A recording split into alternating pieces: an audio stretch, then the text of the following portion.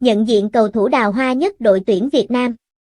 Trong chiến tích vô địch AFF Cup 2024 của đội tuyển Việt Nam, hậu vệ Vũ Văn Thanh cũng chơi ấn tượng.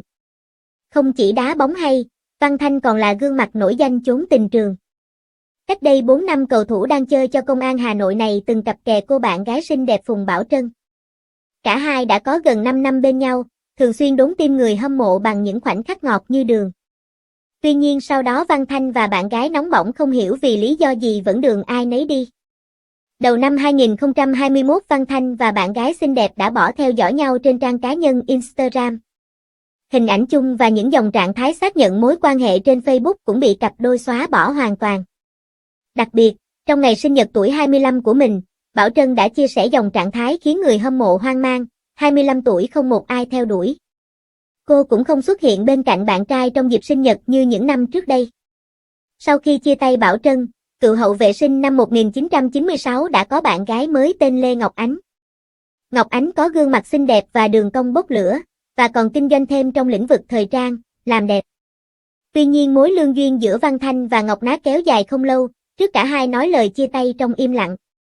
Sang đến cuối năm 2024, hậu vệ của đội tuyển Việt Nam lại công khai mối quan hệ với bạn gái hơn 3 tuổi Trần Bích Hạnh. Trước đó, mối quan hệ giữa Bích Hạnh và Văn Thanh được giữ kín, nhưng tin đồn hẹn hò giữa họ bắt đầu xuất hiện vào năm 2023. Cô nàng thường xuyên được phát hiện có mặt tại các trận đấu của Vũ Văn Thanh. Đáng chú ý, hậu vệ tuyển Việt Nam từng được bắt gặp lên xe của Bích Hạnh sau một trận đấu. Trần Bích Hạnh, sinh năm 1993, là cô gái nổi tiếng trên mạng xã hội. Hiện tại, cô sở hữu hàng trăm người theo dõi trên trang Instagram cá nhân. Bích Hạnh gây ấn tượng với phong cách thời trang quyến rũ và thường xuyên xuất hiện cùng các món đồ hiệu xa xỉ có giá trị lên đến hàng trăm triệu đồng. Trải qua không ít mối tình với các cô nàng xinh đẹp, nóng bỏng nhưng vẫn chưa thể khẳng định khi nào cựu hậu vệ Hoàng Anh Gia Lai mới chịu yên bề gia thất. Bởi không ai dám chắc, Trần Bích Hạnh có thể trói được trái tim cầu thủ đa tình như Vũ Văn Thanh. Một đồng đội cũ của Văn Thanh tại Hoàng Anh Gia Lai là Nguyễn Văn Toàn cũng đang trong tình trạng cô đơn gối chiếc. So với Văn Thanh thì chân sút của đội tuyển Việt Nam không đào hoa bằng. Văn Toàn từng có mối tình kéo dài 6 năm với cô bạn gái tên Trang Nhung, sinh năm 1997, kém bạn trai 1 tuổi. Tuy nhiên hồi tháng 2 năm 2021 cặp đôi đã giữa đường đứt gánh. Trang Nhung đã hủy theo dõi Văn Toàn trên mạng xã hội. Đã 4 năm trôi qua, hiện nay Văn Toàn vẫn chưa công khai bạn gái mới.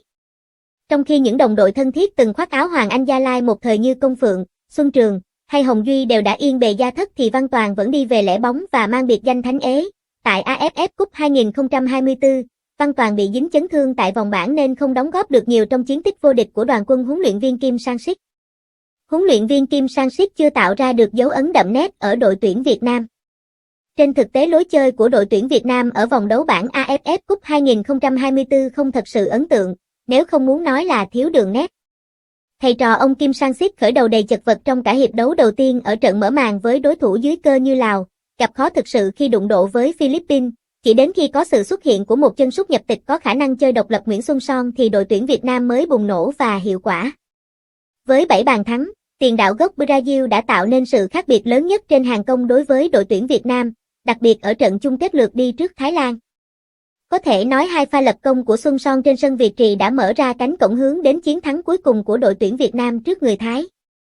Tuy nhiên ở khía cạnh này, chiến thắng của đội tuyển Việt Nam lại mang dấu ấn từ bước chuẩn bị của Liên đoàn bóng đá Việt Nam, VFF. Việc Nguyễn Xuân Son có tên trong danh sách thi đấu tại AFF Cup 2024 là kết quả nỗ lực đấu tranh mạnh mẽ của Việt Nam, qua việc nghiên cứu kỹ quy định FIFA liên quan trường hợp của anh. Chiến thắng đầy cảm xúc trên sân Raja Mangala đã khiến chức vô địch của đội tuyển Việt Nam trở nên lung linh. Tuy nhiên khi cảm xúc qua đi, dễ nhận ra dấu ấn về mặt lối chơi mà huấn luyện viên Kim Sang-sik tạo ra đối với đội tuyển Việt Nam chưa thật sâu đậm. Trên thực tế kể từ khi đến Việt Nam, khâu chuẩn bị của nhà cầm quân Hàn Quốc với đội bóng không tạo được ấn tượng. Điều này tạo nên những dấu hỏi về những thay đổi vượt ngưỡng ông Kim Sang-sik có thể tạo ra với đội tuyển Việt Nam trong tương lai. Nó đặc biệt quan trọng bởi phía trước, mục tiêu của bóng đá Việt Nam là hướng tới những đấu trường lớn hơn, gồm cả cấp châu lục và thế giới. Cần lưu ý, đội tuyển Việt Nam đã từng mơ giấc mơ World Cup và nếu xét về mặt lối chơi cũng như con người ở AFF Cup 2024, đây sẽ là mục tiêu rất khó khăn. Tại AFF Cup 2024, đội tuyển Việt Nam khi không có Xuân Son và có Nguyễn Xuân Son là hai đội bóng khác biệt. Khi có Xuân Son, hiệu quả được cải thiện rõ rệt. Phía trước khi đội tuyển Việt Nam tham dự vòng loại ASEAN Cup 2007 mà không có chân sút số 1 Nguyễn Xuân Son, giới chuyên môn sẽ có cơ hội một lần nữa để đánh giá rõ ràng hơn ở khả năng xây dựng lực lượng, lối chơi của huấn luyện viên Kim Sang-sik.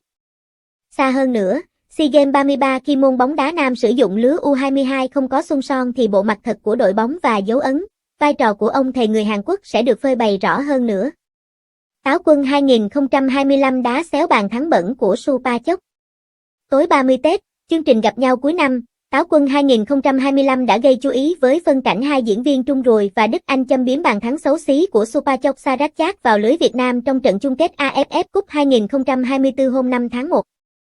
Bằng đoạn hội thoại dí dỏm, Trung Rùi đã chỉ trích rằng pha ghi bàn của Supachok là không đẹp. Đáp lại, anh Đức đã nói theo âm ngữ tiếng Thái, Supachok no fair play, Pansha heavy bom phản lưới nhà thì sao?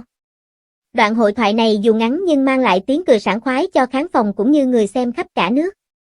Thậm chí, truyền thông Thái Lan cũng quan tâm chi tiết này. Tờ Thái Rác viết, chương trình gặp nhau cuối năm, Táo quân 2025 là show hài kịch của Việt Nam được quan tâm rộng rãi vào đêm trước Tết Nguyên Đán. Một trong những khoảnh khắc đáng chú ý là hai diễn viên của họ chế giễu bàn thắng của Supachok trong trận chung kết AFF Cup 2024 vào ngày 5 tháng 1. Với sự ám chỉ đến Supachok no fair play và một câu nói đùa mỉa mai như thế còn Pansha phản lưới nhà thì sao? Bằng giọng nhái tiếng Thái, mà người hâm mộ Việt Nam đã đưa lên mạng xã hội để chế giễu bàn thắng của Thái Lan. Tờ Thái Rác cho rằng Táo quân là chương trình rất nổi tiếng và được quan tâm rộng rãi tại Việt Nam. Ngoài bóng đá, chương trình còn phản ánh các vấn đề xã hội xảy ra trong năm 2024, chẳng hạn như tình trạng tắc nghẽn giao thông và thậm chí là sự chế giễu cuộc đấu tranh tránh xuống hạng của Man United. Đây cũng là show được chờ đợi hàng năm ở Việt Nam. Phía dưới bài viết, người hâm mộ Thái Lan đã có dịp bàn luận về điều này. Và không ít tỏ ra không hài lòng khi thất bại đáng quên của voi chiến bị đào bới.